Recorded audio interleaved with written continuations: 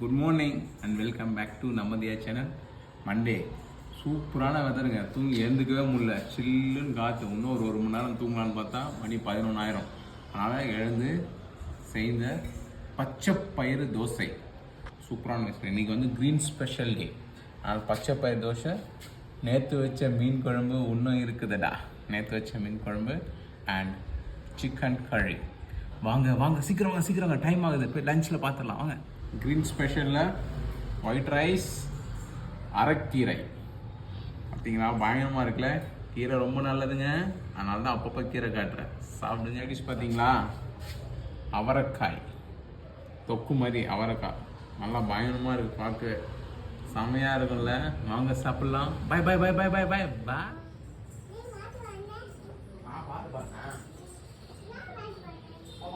பண்ணேன், நீ பாட்டு பண்ண.